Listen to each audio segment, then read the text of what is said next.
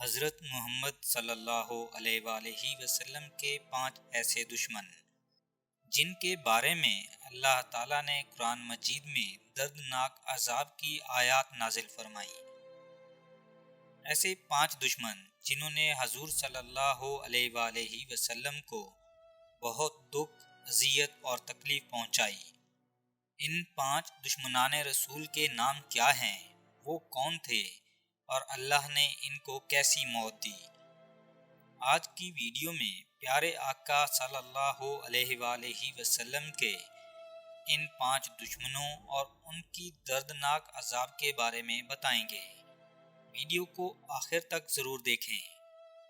آپ سب نے سنا ہوگا کہ ابو جہل رسول اللہ صلی اللہ علیہ وآلہ وسلم کا سب سے بڑا دشمن تھا، لیکن ابو جہل کے علاوہ بھی رسول اللہ صلی اللہ علیہ وآلہ وسلم اور اسلام کے بہت سے دشمن تھے جنہوں نے آپ کو بہت تکلیف پہنچائی۔ اللہ تعالیٰ نے قرآن مجید میں ان کے متعلق آیت نازل فرمائی اور حضرت جبریل علیہ السلام نے نبی کریم صلی اللہ علیہ وآلہ وسلم کے پاس آ کر ان کے دردناک موت کی خبر سنائی۔ رسول اللہ کے 5 بدترین دشمن یہ تھے: ولید بن مغیرہ، عاص بن وائل، اسود بن مطلب، اسود بن عبد غیوز اور حارث بن قیس۔ یہ لوگ نبی کریم صلی اللہ علیہ وآلہ وسلم کو بہت اذیت دیتے اور آپ صلی اللہ علیہ وآلہ وسلم کا بہت مذاق اڑایا کرتے تھے۔ ایک روز رسول اللہ مسجد حرام کی طرف تشریف لا رہے تھے تو یہ لوگ بھی آپ کے پیچھے پیچھے آئے اور حسب عادت آپ صلی اللہ علیہ وآلہ وسلم کا مذاق اڑانے لگے اور غلیظ الفاظ بکنے لگے۔ اسی حال میں حضرت جبریل علیہ السلام حضور صلی اللہ علیہ وآلہ وسلم کی خدمت میں پہنچے اور حضرت جبریل علیہ السلام نے ولید بن مغیرہ کی پنڈلی کی طرف اور عاص بن وائل کے پاؤں کی طرف، اسود بن مطلب کی آنکھوں کی طرف اور اسود بن عبد غیوز کے پیٹ کی طرف اور حارث بن قیس کے سر کی طرف اشارہ فرمایا اور یہ کہا کہ میں ان لوگوں کے شر کو ختم کر دوں گا، اور ان 5 کی موت بھی ایسے ہی ہوئی جیسے حضرت جبریل علیہ السلام نے فرمایا تھا۔ ولید بن مغیرہ رسول اللہ صلی اللہ علیہ وآلہ وسلم کا اتنا بڑا دشمن تھا کہ قرآن مجید میں اس کے بارے میں 2 بار اللہ تعالیٰ نے آیت نازل فرمائی۔ ولید بن مغیرہ قریش کا بہت امیر سردار تھا۔ اس کے باغات مکہ سے لے کر طائف تک پھیلے ہوئے تھے۔ اس دور میں اس کی سالانہ آمدنی 10 ملین دینار تھی اور وہ بولنے کا ماہر تھا۔ مکہ کے لوگ اس سے مشورہ لیا کرتے تھے، لیکن وہ بدبخت اللہ کا نافرمان تھا اور ہمیشہ رسول اللہ صلی اللہ علیہ وآلہ وسلم کو تکلیف دیتا۔ ایک بار حج کے موقع سے کچھ دن پہلے مکہ کے لوگ جمع ہوئے اور سوچنے لگے کہ حج کے موقع پر پورے عرب سے لوگ یہاں آئیں گے تو حضرت محمد صلی اللہ علیہ وآلہ وسلم ان سب کو اسلام کی تبلیغ کریں گے۔ کہیں ایسا نہ ہو کہ لوگ مسلمان ہو جائیں اور لوگ ہم سے حضرت محمد صلی اللہ علیہ وآلہ وسلم کے بارے میں پوچھیں گے کہ یہ کون ہے، تو ہم ان کو کیا جواب دیں گے؟ تو سب اپنا اپنا مشورہ دینے لگے۔ کسی نے کہا ہم کہیں گے محمد مجنون ہے، نعوذ باللہ۔ کسی نے کہا ہم کہیں گے محمد صلی اللہ علیہ وآلہ وسلم شاعر ہے۔ اسی طرح سب مشورہ دینے لگے۔ ولید بن مغیرہ سب کے مشوروں پر غور کرتا رہا کہ لوگ یہ نہیں مانیں گے۔ جب وہ قرآن سنیں گے تو سمجھ جائیں گے کہ قرآن کسی مجنون یا شاعر کا کلام نہیں۔ پھر ولید بن مغیرہ نے خود مشورہ دیا کہ ہم مکہ میں یہ بات مشہور کر دیتے ہیں کہ محمد صلی اللہ علیہ وآلہ وسلم جادوگر ہے اور کوئی اس کی بات نہ سنے۔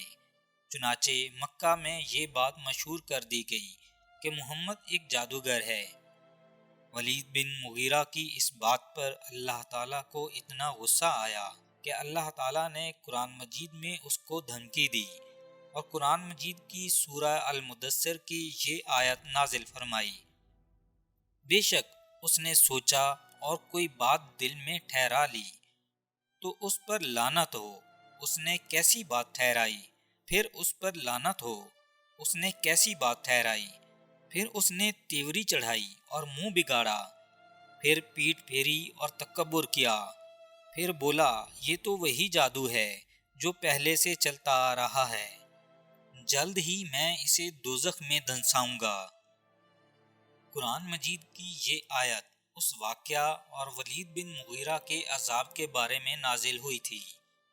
قرآن مجید میں ان 5 بڑے دشمنوں کے بارے میں ایک اور آیت نازل ہوئی، سورہ الحجر: بے شک ان مذاق اڑانے والوں کو آپ کی طرف سے ہم کافی ہیں، جو اللہ کے ساتھ دوسرا معبود ٹھہراتے ہیں، تو بہت جلد یہ لوگ جان لیں گے کہ ان کا انجام کیا ہوا۔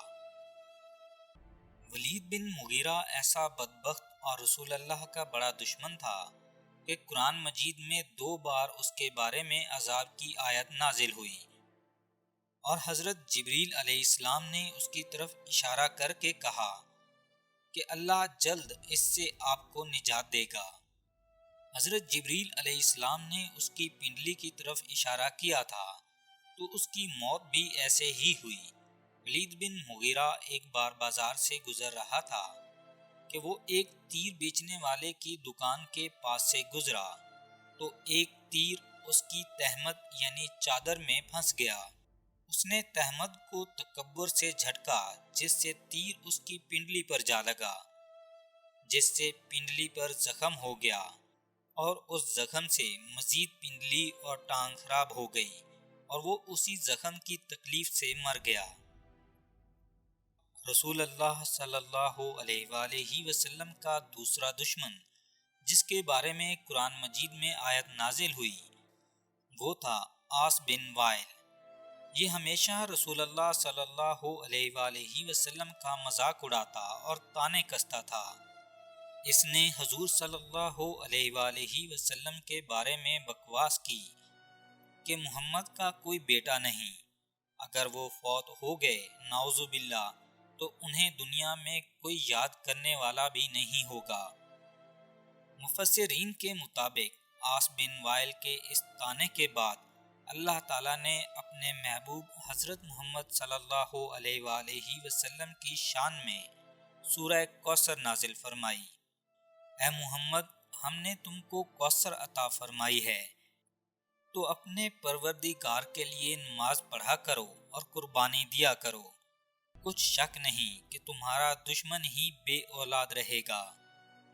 عاص بن وائل رسول اللہ صلی اللہ علیہ وآلہ وسلم کا دشمن تھا، لیکن اس کے 2 بیٹے حضور صلی اللہ علیہ وآلہ وسلم پر ایمان لے آئے اور صحابی رسول تھے، لیکن یہ مرتے دم تک ایمان نہ لایا، جیسا کہ حضرت جبریل علیہ السلام نے اس کے پاؤں کی طرف اشارہ کیا تھا۔ عاص بن وائل مکہ سے طائف جا رہا تھا، راستے میں رکا اور اپنے گھوڑے کو ایک جھاڑی سے باندھنے لگا۔ اس جھاڑی کا ایک کانٹا اس کے پاؤں میں چبھ گیا، اس چھوٹے سے کانٹے سے پورے پاؤں میں زخم ہو گیا اور پاؤں پھول گیا، اس کا زہر جسم میں پھیل گیا اور اس تکلیف سے یہ بدبخت مر گیا۔ تیسرا دشمن اسود بن مطلب، یہ جب بھی اپنے ساتھیوں کے ساتھ حضور صلی اللہ علیہ وآلہ وسلم کو دیکھتا تو آنکھ سے ان کو اشارہ کرتا اور جملے کستا اور لوگوں سے کہتا یہ وہ لوگ ہیں جو دنیا پر حکومت کریں گے، یہ مسلمان پرشین اور رومن امپائر کو شکست دیں گے۔ پھر یہ سب لوگ تالیاں بجاتے اور رسول اللہ کا مذاق اڑاتے۔ اس کے بارے میں رسول اللہ نے بد دعا کی تھی: اے اللہ، اسے اندھا کر دے اور اس کے بیٹے کو تباہ کر دے۔ اس کا بیٹا بھی اپنے باپ کے ساتھ مل کر حضور صلی اللہ علیہ وآلہ وسلم کا مذاق اڑاتا اور تکلیف دیتا۔ اور حضرت جبریل علیہ السلام نے بھی اس کی آنکھ کی طرف اشارہ کیا تھا۔ اس کی آنکھ میں ایسا درد اٹھا کہ وہ اندھا ہو گیا اور درد کی شدت سے اپنا سر دیوار کے ساتھ مارتا۔ اس کا بیٹا بھی جنگ بدر میں مارا گیا۔ غزوہ احد کے موقع پر یہ اندھا تھا، لیکن پھر بھی یہ لوگوں کو جنگ کی طرف اکٹھا کرنے میں آگے تھا۔ لیکن غزوہ احد سے پہلے آنکھوں کے شدید درد کی وجہ سے مر گیا۔ نمبر 4، اسود بن عبد غیوث۔ یہ نبی کریم صلی اللہ علیہ وآلہ وسلم کا کزن یعنی حضور صلی اللہ علیہ وآلہ وسلم کے ماموں کا بیٹا تھا۔ یہ بھی رسول اللہ کا بدترین دشمن تھا۔ یہ جب بھی مظلوم مسلمانوں کو دیکھتا تو ان کا مذاق اڑاتا کہ یہ لوگ پرشین اور رومن امپائر کو فتح کریں گے۔ یہ جب بھی حضور صلی اللہ علیہ وآلہ وسلم کو دیکھتا تو کہتا، کیا ہوا؟ آج آسمان سے تمہارے لیے کچھ نہیں اترا؟ اسود بن عبد غیوث ہمیشہ آپ صلی اللہ علیہ وآلہ وسلم پر طنز کرتا۔ حضرت جبریل علیہ السلام نے اس کے پیٹ کی طرف اشارہ کیا تھا۔ اس کو پیٹ کا مرض ہوا اور اس کا پیٹ بہت زیادہ پھول گیا اور اسی مرض میں ایڑیاں رگڑ رگڑ کر مر گیا۔ نمبر 5، پانچواں گستاخ رسول اور محمد صلی اللہ علیہ وآلہ وسلم کا بدترین دشمن جو ہمیشہ گستاخی کرتا اور مذاق اڑاتا اور آپ صلی اللہ علیہ وآلہ وسلم کو اذیت دیتا، وہ تھا حارث بن قیس۔ اس کے ناک سے خون اور پیپ بہنے لگا اور اس کی تکلیف سے وہ مر گیا۔ اسی طرح یہ پانچوں گستاخ رسول مر گئے۔ بے شک پیارے آقا حضرت محمد صلی اللہ علیہ وآلہ وسلم کی شان میں گستاخی کرنے والوں کو اللہ دردناک عذاب دے گا۔ جس طرح ان 5 گستاخ رسول کے بارے میں اللہ نے دردناک عذاب کی آیت نازل فرمائی، اسی طرح قیامت تک جو بھی گستاخ رسول ہوگا اسے ایسے ہی عذاب ملے گا۔ رسول اللہ کے دشمنوں اور گستاخ رسول پر کمنٹس میں لعنت ضرور بھیجیے اور حضور صلی اللہ علیہ وآلہ وسلم پر درود بھیجیں۔ اگر ویڈیو پسند آئی ہو تو اسے لائک کر دیں اور چینل کو سبسکرائب کر دیں۔